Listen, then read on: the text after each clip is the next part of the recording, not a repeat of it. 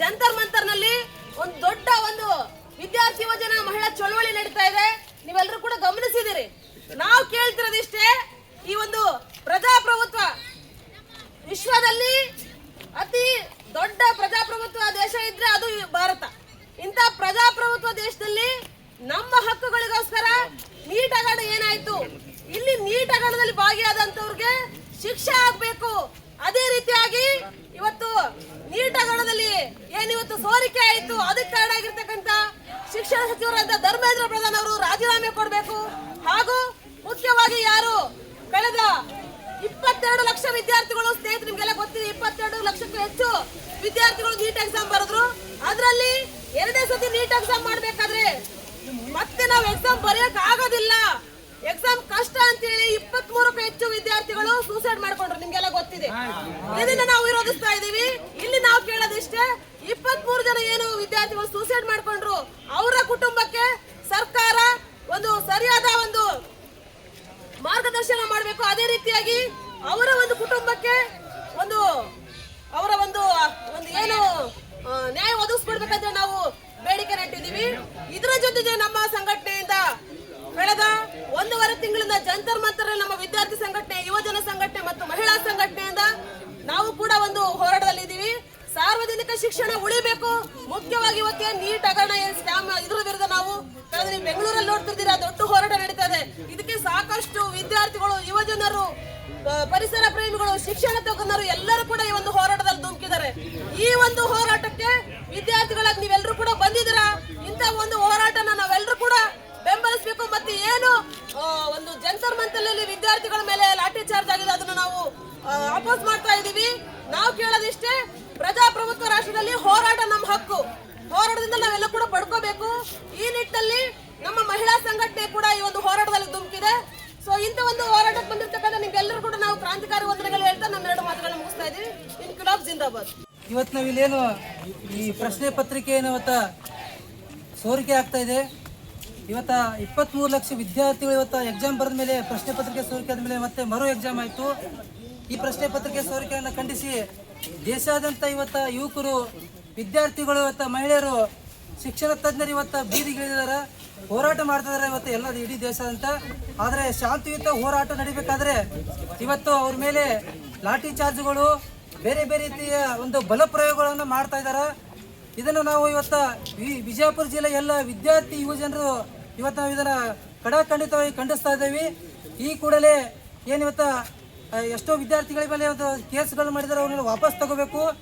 ತಕ್ಷಣ ಇವತ್ತು ಏನು ಶಿಕ್ಷಣ ಸಚಿವರದವರ ಅವರು ನೈತಿಕ ಒಂದು ನಮ್ಮ ಇಡೀ ದೇಶದಲ್ಲಿ ಒಂದು ಸಂಸ್ಕೃತಿ ಇದೆ. ಇವತ್ತು ಏನಾದರೂ ತಪ್ಪು ಮಾಡಿದಾರ ಆ ತಪ್ಪನ್ನು ತಿದ್ಕೊಳ್ಳೋಕೆ ಅವಕಾಶ ಇದೆ ಮತ್ತು ಅದನ್ನು ಒಪ್ಕೊಳ್ತಾರ. ಆದರೆ ಇವತ್ತು ನಮ್ಮ ಸಚಿವರಾದರೂ ಒಪ್ಕೋತಾ ಇಲ್ಲ, ಒಪ್ಕೊಂಡು ರಾಜೀನಾಮೆ ಕೂಡ ಕೊಡ್ತಾ ಇಲ್ಲ. ಅದಕ್ಕೆ ಇವರ ತಕ್ಷಣ ಒಂದು ನೈತಿಕ ಒಂದು ಹೊಣೆ ಹೊತ್ತುಕೊಂಡ ಕಷಿಂದ ತಕ್ಷಣ ರಾಜೀನಾಮೆ ಕೊಡಬೇಕು.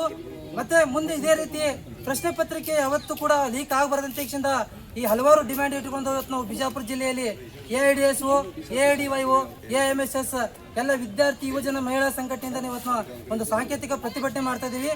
ಇದು ಒಂದು ವೇಳೆ ಇವತ್ತು ಅವ್ರು ಏನಾದರೂ ರಾಜೀನಾಮೆ ಕೊಡದೇ ಇದ್ರೆ ಇದೇ ರೀತಿ ಬಿಜಾಪುರದಲ್ಲಿ ಒಂದು ಹೋರಾಟ ಮುಂದುವರಿತಾ ಅಂತ ಹೇಳ್ತಾ ನನ್ನ ಒಂದು 2 ಮಾತುಗಳನ್ನ ನಾನು ಮುಗಿಸ್ತಾ ಇದ್ದೀನಿ. ಇನ್ಕಿಲಾಬ್ ಜಿಂದಾಬಾದ್. ವಿದ್ಯಾರ್ಥಿ ಯುವಜನರ ಹೋರಾಟ ಚಿರಯವಾಗಲಿ. ರೈತರ ಮೇಲೆ ಅಷ್ಟೇ ದಬ್ಬಾಳಿಕೆ ಅಲ್ಲ, ನಾವು ಭಾಳ ತಿಳ್ಕೊಂಡಿದ್ದೇವೆ. ಈ ದೇಶದೊಳಗೆ ರೈತರನ್ನ ಒಬ್ಬರನ್ನೇ ಟಾರ್ಗೆಟ್ ಮಾಡಿದ್ದಾರೆ. ರೈತರ ಹೋರಾಟವನ್ನು ಹತ್ತಿಕ್ಕುವುದು, ಪೊಲೀಸ್ ಇಲಾಖೆ ಮುಖಾಂತರ ನಮ್ಮನ್ನು ಎತ್ತಾಕೊಂಡು ಹೋಗೋದು, ಇದನ್ನು ಕೆಲಸ ಮಾಡ್ತಾರೆ ಅಷ್ಟೇ ಅಂದ್ಕೊಂಡಿದ್ದೆವು.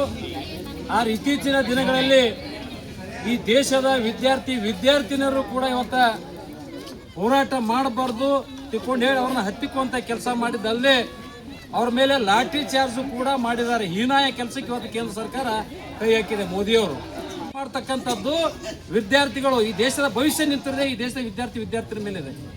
ಇದನ್ನು ಅರ್ಥ ಮಾಡ್ಕೊಳ್ಳೋದೇ ಅವ್ರೇನು ಕೇಳಕತ್ತಾರ, ನಿನ್ನ ಪ್ರಧಾನಿ ಸ್ಥಾನ ಬಿಡಪ್ಪ, ನಾವು ವಿದ್ಯಾರ್ಥಿಗಳು ಪ್ರಧಾನಿ ಆಗ್ತೀವಿ ಏನು ಬಂದಿದ್ದಾರೆ. ಅವರು ನೀಟ್ ಪರೀಕ್ಷೆಯಲ್ಲಿ ಪ್ರಶ್ನೆ ಪತ್ರಿಕೆ ಸೋರಿಕೆ ಆದ ಕಾರಣ ಬಡ ಪ್ರತಿಭಾವಂತ ವಿದ್ಯಾರ್ಥಿಗಳಿಗೆ ಅನ್ಯಾಯ ಆಗ್ತದೆ. ನಿಜವಾಗಿ ಇವತ್ತು ಕಣ್ಣಾಗಿ ಎಣ್ಣೆ ಬಿಟ್ಕೊಂಡು ಓದಿದಂತಹ ವಿದ್ಯಾರ್ಥಿಗಳಿಗೆ ಅನ್ಯಾಯ ಆಗ್ತದೆ ಅಂತಕ್ಕಂಥ ವಿಚಾರ ಇಟ್ಟುಕೊಂಡು ಹೋರಾಟ ಮಾಡ್ಲಿಕ್ಕತ್ತಾರ. ಅದಕ್ಕಿಂತ ಮುಂಚೆ ಸೋನಮ್ ಅಂತಕ್ಕಂಥವ್ರು ಇಡೀ ದೇಶದ ವಿದ್ಯಾರ್ಥಿಗಳ ಪರವಾಗಿ ತಮ್ಮ ಪ್ರಾಣವನ್ನೇ ಒತ್ತಿ ಇಟ್ಟು ಇವತ್ತು ಆಮಣಪ್ಪ ಸತ್ಯಾಗ್ರಹ ಕೂತ ಸಂದರ್ಭದಲ್ಲಿ ಅಮಾನವೀಯದಿಂದ ಒಬ್ಬ ಹೋರಾಟಗಾರರಿಗೆ ಯಾವ ರೀತಿ ಗೌರವ ಕೊಡಬೇಕಂತಕ್ಕಂಥ ಕನಿಷ್ಠ ಪ್ರಜ್ಞೆ ಈ ದೇಶದ ಪ್ರಧಾನಿಗೆ ಕೇಂದ್ರ ಸರ್ಕಾರಕ್ಕೆ ಇಲ್ದಂಗಾಗಿದೆ. ಹೆಣವನ್ನು ಕೂಡ ಅಷ್ಟೊಂದು ಮರ್ಯಾದೆಗಡೆ ತಗೊಂಡು ಹೋಗಂಗಿಲ್ಲ. ಆ ರೀತಿಯಾಗಿ ಚಾದರಲ್ಲಿ ಹಾಕೊಂಡು ಅವ್ರನ್ನ ಅಲ್ಲಿಂದ ತಗೊಂಡು ಹೋಗಿದ್ದಾರೆ. ಇವ್ರಿಗೆ ಏನಾದರೂ ಸ್ವಲ್ಪ ಮಾನ ಮರ್ಯಾದೆ ಇದೆ ಅಂತಕ್ಕಂಥದ್ದು ಪ್ರಶ್ನೆ ಮಾಡ್ಬೇಕಾಗತ್ತೆ. ಈ ಸಂದರ್ಭದಲ್ಲಿ ಸುಮಾರು 22 ಲಕ್ಷ ಮೇಲ್ಪಟ್ಟು ವಿದ್ಯಾರ್ಥಿಗಳಿಗೆ ಇವತ್ತು ಅನ್ಯಾಯ ಆಗಿದೆ. ನೀಟ್ ಪರೀಕ್ಷೆಯಲ್ಲಿ 22 ವಿದ್ಯಾರ್ಥಿಗಳು ಆತ್ಮಹತ್ಯೆ ಮಾಡ್ಕೊಂಡಿದ್ದಾರೆ. ಇದನ್ನು ನಾವು ಖಂಡಿಸ್ತೇವೆ. ನಾವು ಎಲ್ಲ ರೈತ ಪರ ಸಂಘಟನೆಗಳು ಇದೇ ಪರಿಸ್ಥಿತಿ ಮುಂದುವರೆದಿದ್ದೇ ಆದರೆ ಇಡೀ ದೇಶದಲ್ಲಿ ಕೋಲಾಹಲ ಸೃಷ್ಟಿಯಾಗ್ತದೆ. ಈಗಾಗಲೇ ಆಗಿದೆ ಕೋಲಾಹಲ, ಇನ್ನೂ ಕೂಡ ಗಂಭೀರತೆ ಪಡೀತದೆ.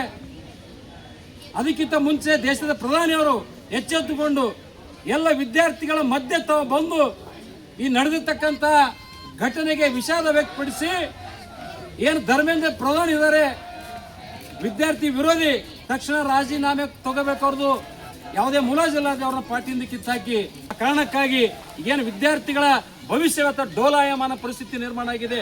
ಅದು ಯಾವ ರೀತಿ ಸರಿಪಡಿಸ್ತಿರೋ ಅದು ಪ್ರಧಾನಮಂತ್ರಿಯವರು ಸರಿಪಡಿಸುವಂತ ಕೆಲಸ ಮಾಡಬೇಕು. ಏನು 22 ಜನ ವಿದ್ಯಾರ್ಥಿಗಳು ಅವರು ಆತ್ಮಹತ್ಯೆ ಮಾಡಿಕೊಂಡ್ರು ಕೂಡ ನಾವು ಅವರ ವಿದ್ಯಾರ್ಥಿ ಕುಟುಂಬಕ್ಕೆ ಸುಮಾರು 1 ಕೋಟಿ ಕೂಡ ಮೇಲ್ಪಟ್ಟು ಪರಿಹಾರ ಕೊಡುವಂತ ಕೆಲಸ ಆಗಬೇಕು. ಅವ್ರ ಮನೆಯಲ್ಲಿ ಇರ್ತಕ್ಕಂಥ ಒಬ್ಬ ವಿದ್ಯಾವಂತ ಯಾರೋ ಇದ್ರೆ ಅವರಿಗೆ ಸರ್ಕಾರಿ ನೌಕರಿ ಕೊಡುವಂತ ಕೆಲಸ ಮಾಡಬೇಕಂತಕ್ಕಂಥ ಕೇಂದ್ರ ಸರ್ಕಾರಕ್ಕೆ ನಾನು ಒತ್ತಾಯಪಡಿಸ್ತಾ ಇದ್ದೇನೆ. ಇಡೀ ದೇಶದ ಜನತೆಗೆ, ದೇಶದ ವಿದ್ಯಾರ್ಥಿಗಳಿಗೆ ಈ ಘಟನೆ ವಿಷಯವಾಗಿ ಮಾನ್ಯ ಮೋದಿಯವರು ಕ್ಷಮೆ ಕೇಳಬೇಕು. ಕ್ಷಮೆ ಕೇಳದೇ ಇದ್ರೆ ಇಡೀ ದೇಶಾದ್ಯಂತ ಇರ್ತಕ್ಕಂಥ ಎಲ್ಲ ಪ್ರಗತಿಯ ಪರ ಸಂಘಟನೆಗಳು, ರೈತ ಪರ ಸಂಘಟನೆಗಳು ದೊಡ್ಡ ಕ್ರಾಂತಿಯನ್ನ ಮಾಡಬೇಕಾಗ್ತದೆ. ನೀವು ಅಧಿಕಾರದಿಂದ ಕೆಳಗಿಡುವಂತಹ ಪರಿಸ್ಥಿತಿ ನಿರ್ಮಾಣ ಆಗ್ತದೆ. ಹಿಂದಿನೊಂದು ಇತಿಹಾಸ ಇದೆ. ಈ ದೇಶದ ವಿದ್ಯಾರ್ಥಿಗಳು ಬಂಡೆದ್ದು ಬೀದಿಗೆ ಬಂದ್ರೆ ಎಷ್ಟೋ ಸರ್ಕಾರ ಇವತ್ತು ಬಿದ್ದು ಹೋಗಿದಾವೆ. ಅದನ್ನ ಮನವರಿಕೆ ಮಾಡಿಕೊಂಡು ನೀವು ಆಡಳಿತ ನಡೆಸುವಂತ ಕೆಲಸ ಮಾಡಬೇಕು. ಅದನ್ನು ಬಿಟ್ಟು ನೀವು ನ್ಯಾಯ ಕೇಳಕ್ ಹೋದ್ರ ಇವತ್ತು ವಿದ್ಯಾರ್ಥಿಗಳ ಮೇಲೆ ಲಾಠಿ ಚಾರ್ಜ್ ಮಾಡಿಸಿ ಇವತ್ತು ನೀವು ಕಾನೂನನ್ನ ನೀವೇ ಕೈ ತಗೊಂಡಂಗ ರೀತಿಯಿಂದ ಹೋರಾಟ ಮಾಡೋದ್ರ ಮೇಲೆ ಇವತ್ತು ದಬ್ಬಾಳಿಕೆ ಮಾಡ್ತಿರ್ತಂದ್ರ ಸ್ವಲ್ಪ ಆದ್ರೆ ಇವತ್ತು ಮನುಷ್ಯತ್ವ ಏನಾದ್ರೂ ಕನಿಕರ ಇದೆ ನಿಮ್ಮ ಹತ್ರ? ಯಾರಿಗೋಸ್ಕರ ಅಧಿಕಾರ ಮಾಡಕತ್ತೀರಿ? ನಿಮ್ಗೆ ಓಟ್ ಹಾಕಿದವ್ರು ಯಾರು? ಜನರು ನಾವು ಓಟ್ ಹಾಕಿ ಅಧಿಕಾರ ಕೊಟ್ಟಿದ್ದೇವೆ. ಆ ಅಧಿಕಾರವನ್ನ ದುರುಪಯೋಗ ಪಡಿಸೋತಾ ಇದ್ರಿ ಇವತ್ತಿನ ದಿವಸ. ಆ ಕಾರಣಕ್ಕಾಗಿ ನೀವು ಮಾಡಿದಂತ ಪ್ರಮಾದಕ್ಕೆ ಇಡೀ ದೇಶದ ಜನತೆ ಹಾಗೂ ವಿದ್ಯಾರ್ಥಿನಿಯರಿಗೆ ನೀವು ಕ್ಷಮೆ ಕೇಳಬೇಕು. ಇದು ಪ್ರಧಾನ ಇವರಿಗೆ ಕೇಂದ್ರ ಸಚಿವರಿಗೆ, ಶಿಕ್ಷಣ ಸಚಿವರಿಗೆ ನೀವು ರಾಜೀನಾಮೆ ಕೊಡುವಂತ ಕೆಲಸ ಮಾಡಬೇಕು. ಇಲ್ಲದೇ ಇದ್ರೆ ನಾವು ಉಗ್ರವಾದಂತಹ ಹೋರಾಟವನ್ನ ಮಾಡಬೇಕಾದ ಸಂದರ್ಭ ನಾನು ಎಚ್ಚರಿಕೆಯನ್ನು ಕೊಡ್ತಾ ಇದ್ದೀನಿ.